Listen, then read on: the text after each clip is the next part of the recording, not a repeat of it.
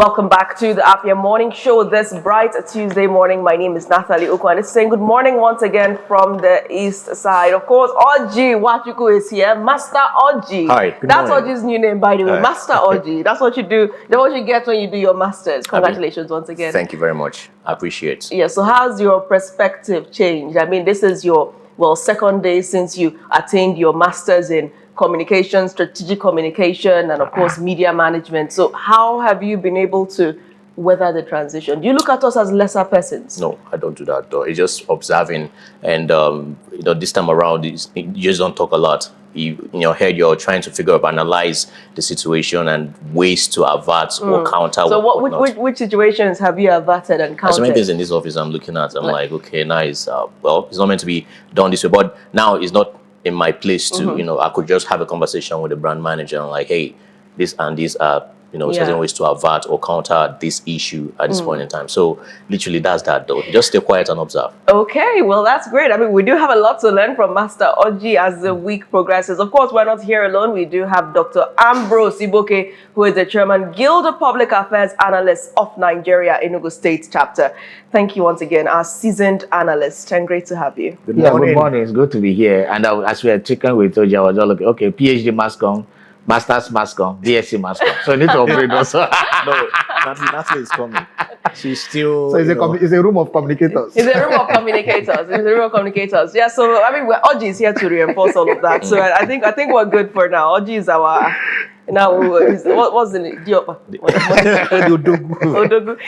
Okay, let's quickly take a look at headlines this morning. We'll begin with Daily Trust and the top story here. Kano, new bandits frontier, consequences for economy.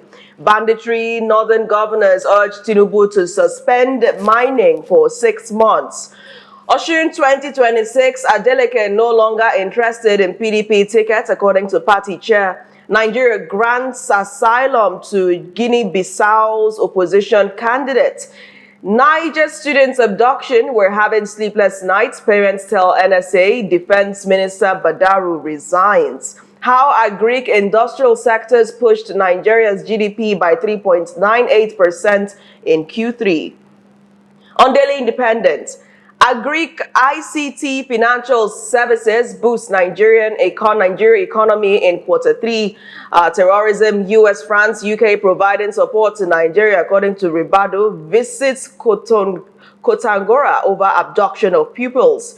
Also here, Nigeria's oil output edges up, still misses ambitious targets. Millions of Nigerian drivers at risk due to fairly used tires. NUPRC projects $10 billion investments as licensing round opens. Nigeria's $1 trillion goal hinges on SMEs, according to Abbas. Mba launches high-tech drones equipment to boost security. Nigeria grants asylum to Guinea-Bissau opposition candidate after coup. And NSSEC rolls out national standards for secondary education. On the Nation, Defense Minister Badaru resigns. President accepts exit on health grounds. Replacement likely this week. Appeal court did not overturn Nest Oil, according to FBN Quest ruling. And also here, Nigerian Tribune, confusion over Adeleke as PDP NWC Oshun chapter defer on governorship primaries. Fresh $100 million investment lands in Edo governor commends firm. And lastly here on Nigerian Tribune, northern governors endorse state police, each state to contribute 1 billion naira every month for security, wants federal government to suspend mining exploration for 6 months. And lastly here, a court of appeal grants interim restorative orders reversing judgment procured by Nest Oil. And of course, the next Sunday. Okay. The Guardian. Northern leaders suspend mining back state police to tackle insecurity. Federal High Court's order in Nest Oil FBN Quest case still valid. Court appeal grants interim restorative orders reversing judgment procured by Nest Oil Nikonde. Moved over to the Punch. Abductions surge.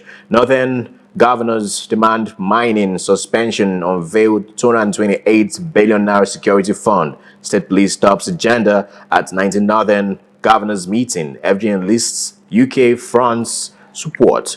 Tinubu plan plans replacement of as defense minister resigns. Catch on page 2 of the Punch. Faith divide widens. Students protest religious inequality at Gombe University. And moving over to New Telegraph. Amid renewed attacks, Defense Minister Badaru resigns, cites ill health. US, UK, France, others supporting Nigeria says FG as Ribadu visit Kontagora. Says adopted Catholic school pupils will be back soon. Ex-CDS Musa meets Tinubu over rising attacks. Our troops can end terrorism. They are not cowards. Attributed to General Nwachukwu. Agbe Koya deploys members to tackle banditry, kidnapping in Oyo. Economy. Nigeria records 3.9% GDP growth in third quarter of 2025. Public debt hits 152.39 trillion naira in second quarter of 2025. Report from NBS. Capital projects. States expenditure up 377.47% to 1.60 trillion naira in 5 years. $6 billion Mambila fraud. Obasanjo promises to testify. Witness tells court. We are not just talking, we are acting, says Fubara, to prioritize education job creation in 2026 budget. Investigation. Why I won't appear before a Do assembly, says Obaseke. Guinea-Bissau. Nigeria also needs protection from anti-democratic forces, PDP tells Tinubu. Gas Infrastructure Fund reps other audits of NNDPRA for alleged mismanagement.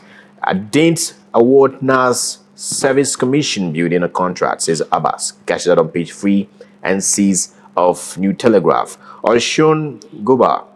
Why Oshun PDP Guba primary will no longer hold tomorrow by PDP chair. 9 aspirants return APC nomination forms.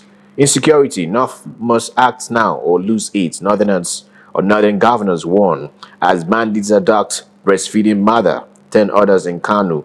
6 real estate marketers kidnapped in Ogun. And lastly, some nominees on Tinubu's ambassadorial list should be in prison, attributed to Joe Keshi. President has prerogative to choose ambassadors, says presidency. All right. Thank you, Oji, for those headlines. I mean, really interesting ones. I think the major news story this morning is the resignation of Badaru, citing ill health. And of course, President Tinubu has accepted that.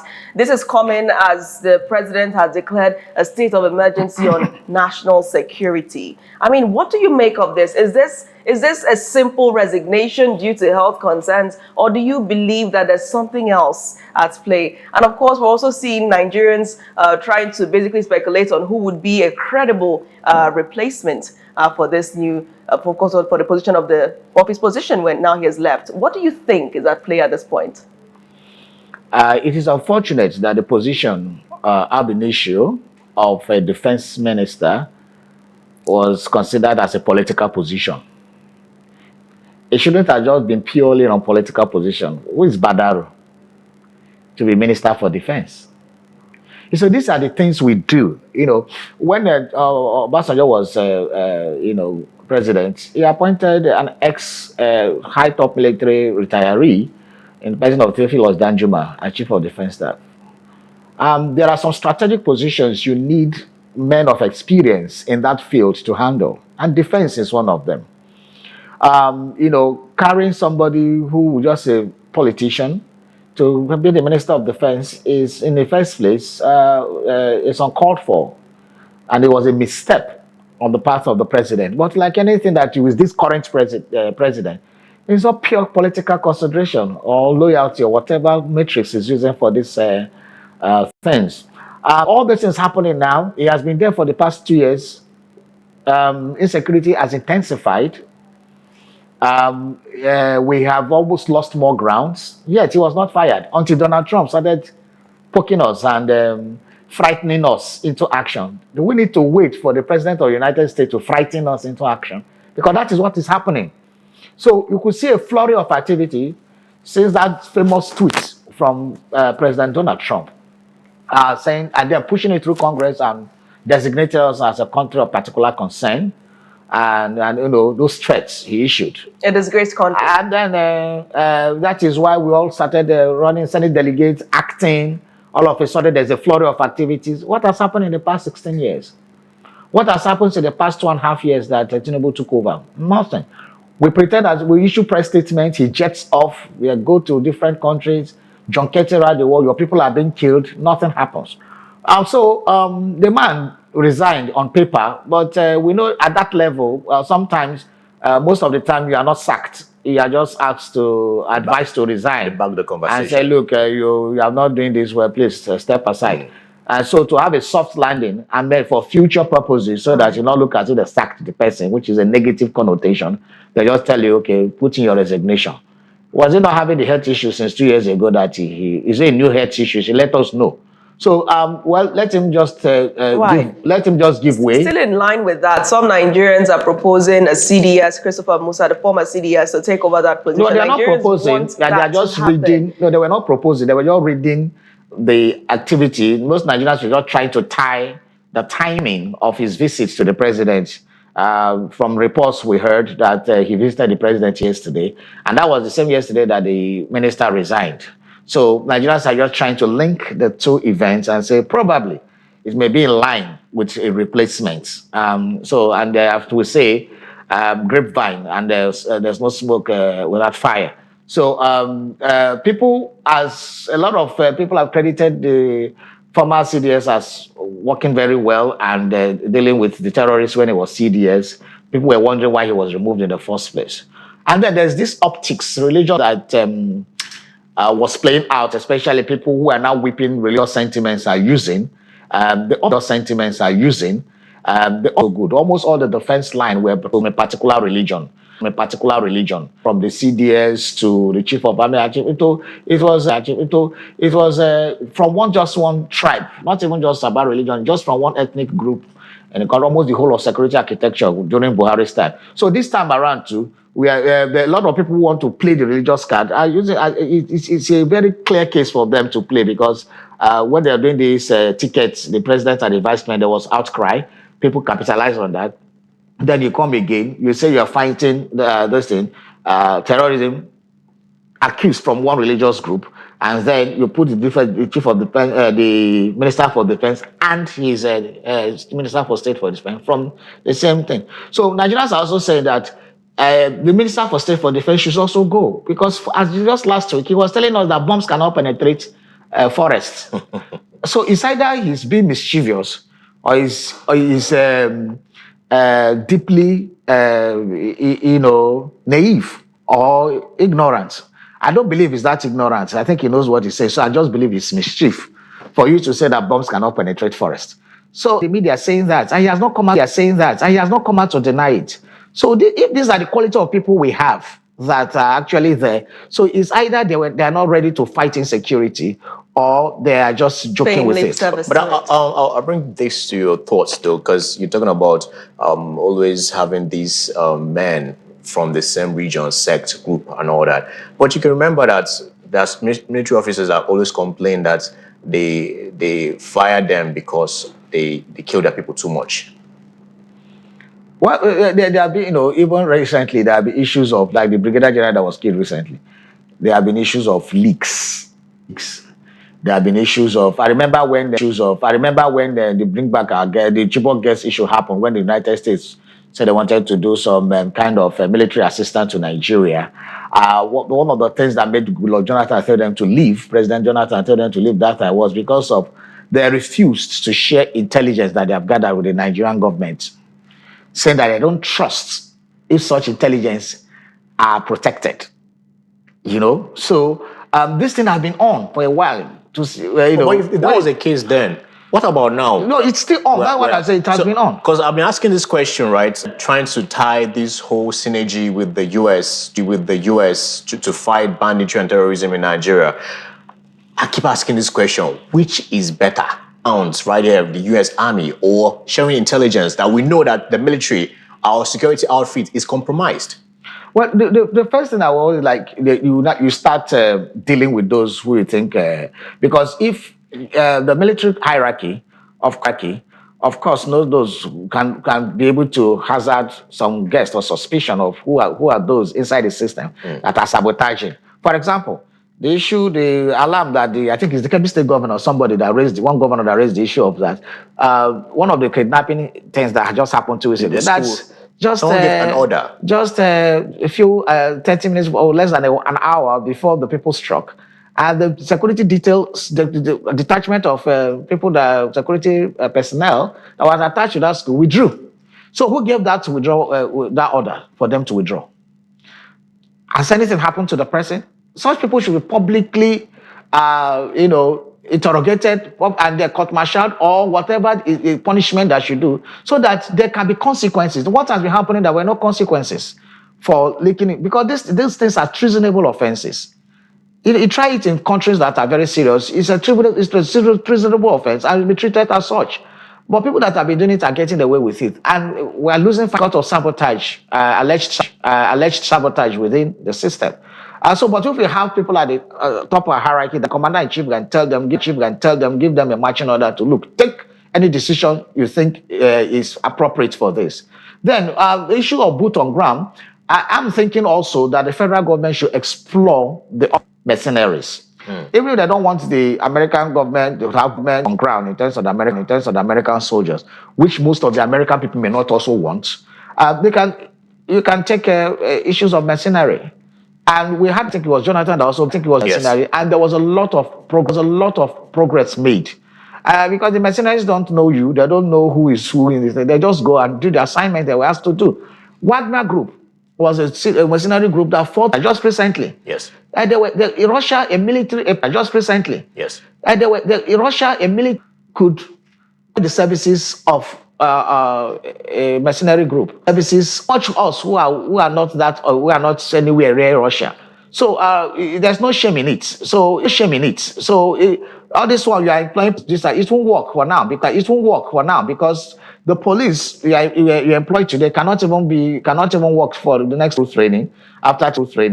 After before he bears arms, you have to go through those ones, and then all those. So those things are not even for now. Dr. Ambrose, I have to come in now. You know, when we look at hear of so many attacks by bandits, and it seems to be a recurrent thing. Every morning you hear bandits have done this, bandits abduct breastfeeding mother, bandits abduct 10. You know, it's all bandits, and it's almost as if it's impossible to see a headline that doesn't have something about bandits. What exactly do you think is going on in the northern part of Nigeria? Is there an end to it? Is there anything that can be done without boots on ground? I think the word, I'm not comfortable using the word bandits because I think it trivializes the magnitude of these are terrorists. Because bandits are thieves. But these guys are not just thieves. They come, they rape, they vandalize, they abduct, they kidnap, they sack communities, take over their land, take over the communities and stay there. Bandits so what is operate. driving So they are this? terrorists. There appears to be a surge. When they are terrorists, well, one senator told us last time is that because election is getting close, that is why increasing this. But it also gets to say that these things have been happening for the past 16 years. It's not just new. There was a time, by the time we're doing the 2015 election, I think 17 local governments in this country were in the hands of terrorists and invaders. 17 local governments. So these things is because they have been emboldened because there are no repercussions. They have been emboldened because we are not fighting them the way we ought to. Because the Nigerian military, we should not take it for granted, the capacity to deal with it. So I think what is also lacking most of the time is political will to deal with some of those things. Because if you tell these people, round them out, they will. We have some equipment, some military hardware that the terrorists don't have, that cannot even be sold in the black market. Remember our Tucano jets? Yes. Even after we paid for it and everything, it took us, the American government refused to release it. Even sure how the Nigerian military will use it. So they held it back until after a while when they released this. Now we have those things. So what are we not deploying technology that we have? Because we already have them. We don't even need to, but we have them. So these things are possible. GPS tracking, people will stay in the bush and call for ransom. And they even go on TikTok. We know where they are. They go on TikTok. What happened? Senator said last week in the Yes. National Assembly that Right. they know where they are. So this situation that it was this altercation, seeming altercation between Senate President Godswill Akpabio and Ali Ndume. Ali Ndume stood up and said that we don't have enough satellites to actually track live the location of these terrorists or where bandits. Right? And before he could make his point, he was confronted by Senate President Godswill Akpabio, who told him that he had personal experience of using this infrastructure and did not allow this senator to make his point, which led to some kind of heated exchange. Eventually, not much information was passed. So there is this gap that Ali Ndume pointed out, that we don't have enough satellites to give real-time imagery of what exactly is happening in the forests. But the Senate president on the other side seems convinced and sure, in fact, with personal experience, as he said, that this architecture exists. I would rather say rephrase what Senator Ali Ndume is trying to say. I think for me we have, but we are not deploying them. Why we are not deploying them, I cannot answer that question. Because we have manned and unmanned military hardware like drones that we have. We have satellites, NACHCOMsats. Well, I think we are on 3 now. We've done 1, 2, 3. Apart from that, we are also subscribing to other satellites that are not our own, that other countries are hosting, that we are also subscribing to. So technology-wise, we have those things to actually pinpoint. Then at any telecom company can pinpoint where you are making call for, because every call you make, you take the signal from the nearest base station where you have the nearest this thing there, base station that links up to satellite. So anywhere you are making call, your phone, your details are just going there. So that's why you can track anybody through precision. You can know where they are. So saying that Nigerians don't have it, it's not. Nigerians are not deploying it. We are not deploying it. And why we are not deploying it to tackle insecurity, but it's what I don't know. If we want to, even DSS here, in Enugu here, if they want to track you now, know where you are, they'll just track your phone. And they can locate you where you are. Well, that technology is available. These individuals went into the kidnappers' den and rescued some people. As they stated, Bayo Onanuga was on interviews, and he said that they made a call, right? And these people know too well not to fight the Nigerian government, and they had to release those people. But I want to ask this question. Is the North the northern problem? And are they dealing on sentiment? Because some of these people or these individuals are their brothers. Is the North the one to save the North or external body? Regarding to Sheikh Gumi, who always trying to protect these individuals and tell you that, yes, they are just economical benefits. What economic benefits are you fighting for? You are a terrorist. You are a bandit. You are a kidnapper. You infiltrate. It differs. So they are not fighting for anything. They are fighting for, many of them are fighting for territorial conquest. They sack villages and occupy the villages. They say they are not under the authority of the federal government. They are not bound to be under the authority of the commander-in-chief and president of the armed forces and president of the Federal Republic of Nigeria. They go and want to establish their own colonies inside Nigeria. And you say they are fighting for economic. What economic nonsense are they fighting? So people, when they say this kind of thing, and sometimes people want to link it and throwing a kite of amnesty. Amnesty for who? For terrorists, for people who don't have the authority. They don't even recognize the authority of the federal government. So, and some people are, in a way, waywardly trying to link it with the amnesty program that took time. They were not the same. So, Niger Delta people were agitators. They were doing some things, and when it was time to negotiate with them, they said, "Okay, we are going to lay down our arms." And they would lay down their arms. There was an amnesty program that took place, and today is history. But these guys are not even ready to do anything. What they are saying is that they want to conquer more land, they want to spill more blood, they go to villages, ransack everywhere. So they are not people who are fighting for economic emancipation.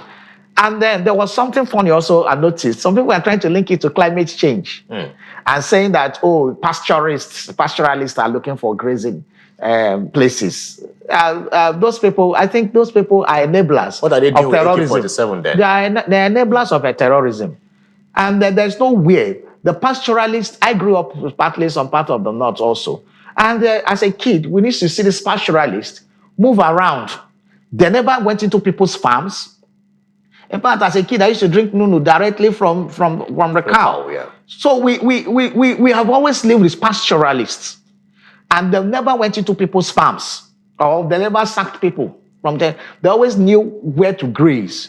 All of a sudden, we started having people who are terrorists and invaders from wherever they came from. And we say that. So they are not brothers. Most of these people are people from the Sahel region who have invaded this country with active and, participation and collaboration from some bad eggs in within here. I've given not all the bad names. So there are very few of them. And those people should be, dealt with appropriately. Mm-hmm. Is this a modern day jihad? These people are not, after all, just last week, they went into a mosque. These are terrorists. They don't know God. They don't know Allah. They don't know anybody. They are just bloodsuckers. Coming to security and also other countries weighing in, the US and the UK, France, UK and France, others are supporting Nigeria. Is this a welcome development? Apart from the US, the UK and France as a nation are getting involved in trying to, I don't know, maybe lay down data or intelligence to our military regarding fighting these terrorists. They have always been there. They have always been our partners over the years. So it's not new. I think this time around, it's no more offering. I think they are forcing Nigeria.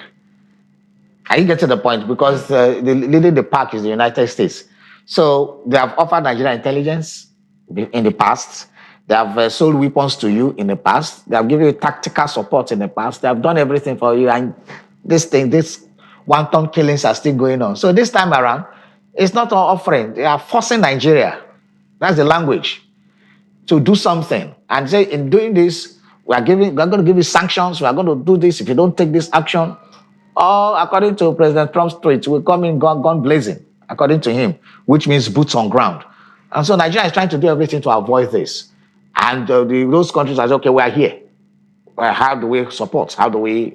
All right. So bringing it back to Enugu, still in line with security, we saw yesterday the high-tech security equipment and patrol vehicles which were inaugurated by the Enugu State governor. Of course, this was funded by the Enugu State Security Trust Fund. And mixed reactions have trailed that development. While some see it as welcome, some are commending the move. Some other people are seeing it differently, even saying that, the drones are too loud. How would it track security? How is it going to be sent to Isi Uzowani? Like mixed reactions, mixed with one optimism, the other side pessimism. What's your own take on this new security advancement? I was on national TV last week and I did mention the efforts of Dr. Peter Mba on security.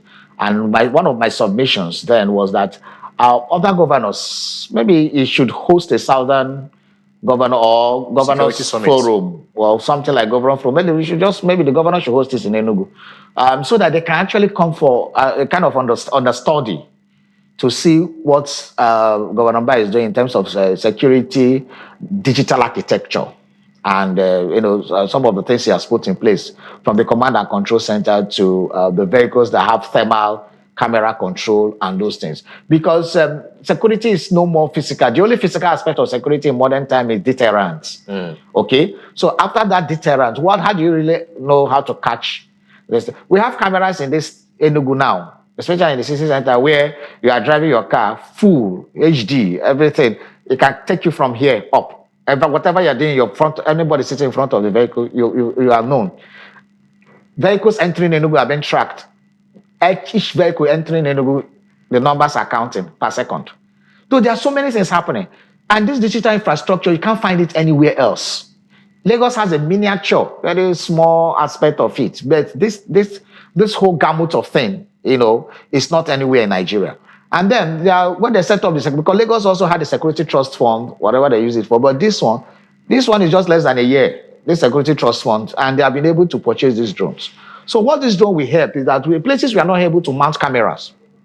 You know, it will not go there. The drones sound loud when they are low.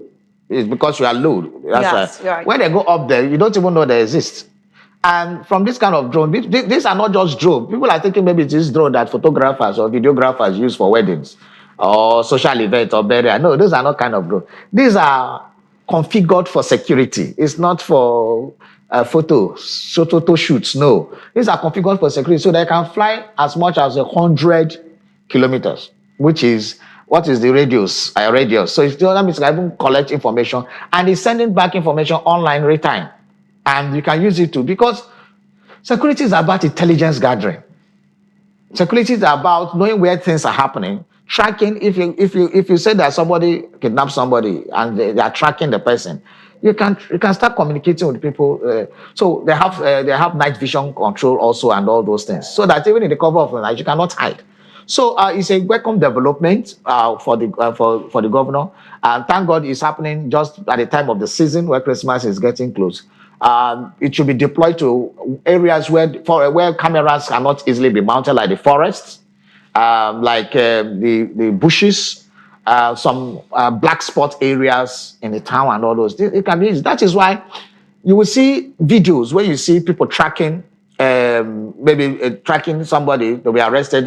You see most on TV stations taking it live, how they are tracking the person moving from, and you see drones following the person. So this can be actually be achieved. So we commend the state governor for that, and we hope that more architecture can come in, because governments can do. They can do. The governor's security, the constitution has prevented them from taking some certain actions. Let me tell you, when Rotimi Amechi was governor of Rivers State, I think he brought in Mossad and some other people, some high security, to train the policemen in the state, deployed to the state, send some of them overseas and the rest. He realized just too late that by the time just these people he trained that just came out, they were deployed, a lot of them were deployed out of the state. By the time he was leaving as governor, I don't think only a very few percentage of people that they use River State money to train were still within the state.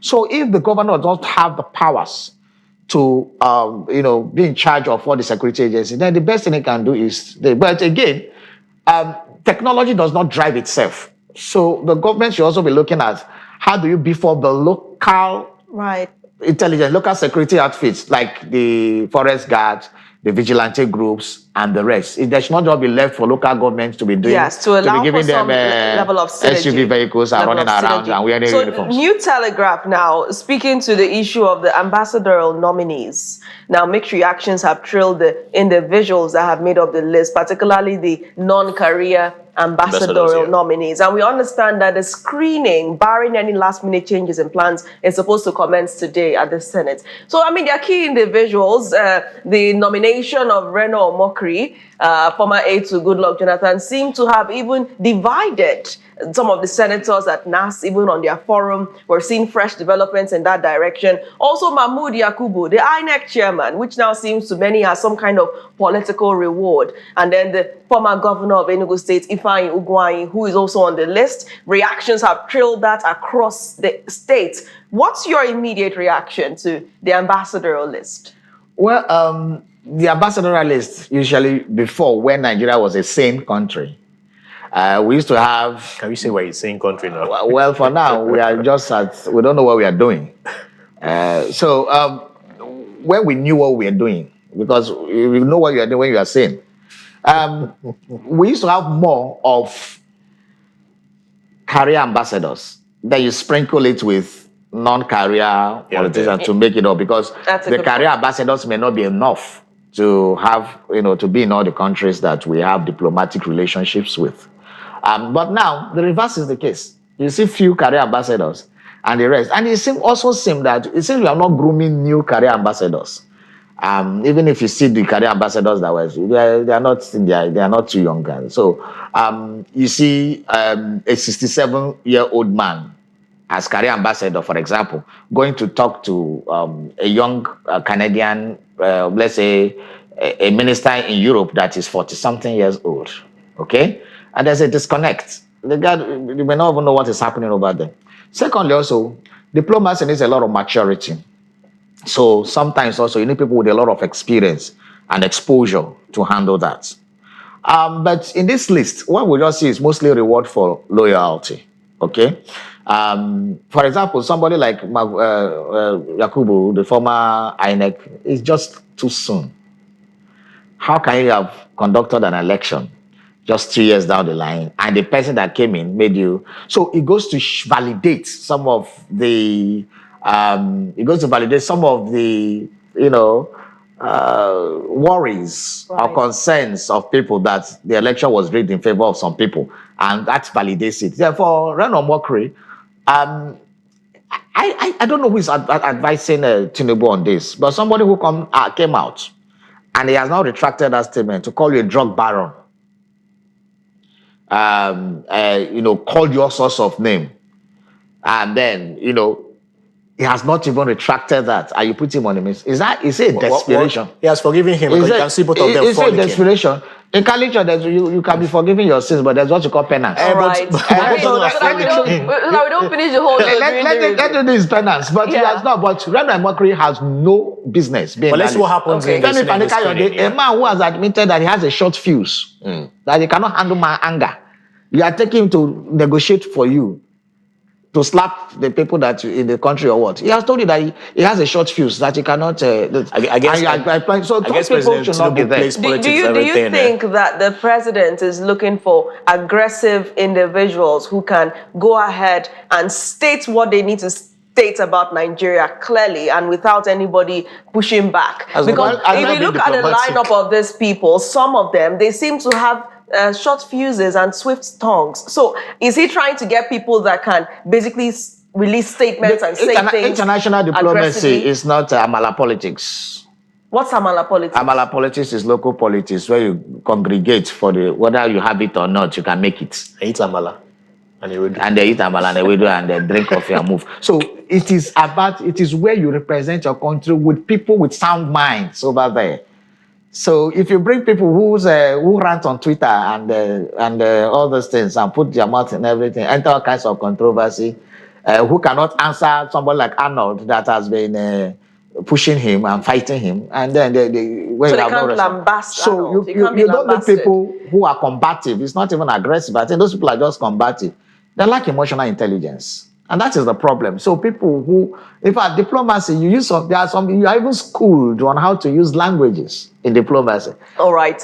We're out of time. Thank you so much, Dr. Ambrose, for joining us. I mean, Thank you we very will much. continue this conversation, but we can't end the whole show during the review because you've said so much. Thank you so much. All great points. Thank you once again. Thank you for having me on the show once more. All right. The morning show will continue. And when we come back, we'll be looking at developments that seem to have trailed the ambassadorial nominations. What people in the Senate are saying about Renault's nomination, as Dr. Ambrose already just said. How can you get someone on the list who called you a drug lord or drug baron? We'll find out whether or where this all is going to lead to in just seconds. And not to forget regional stories as we do progress. And much later, we'll be speaking to the chairman of the board of trustees for the Enugu State Security Trust Fund as he brings us up to speed on what this fund actually holds. Now we've seen the latest yield of the monies, of course, that are being donated for the cause of Enugu State security infrastructure. The monitor returns in seconds. Don't go anywhere.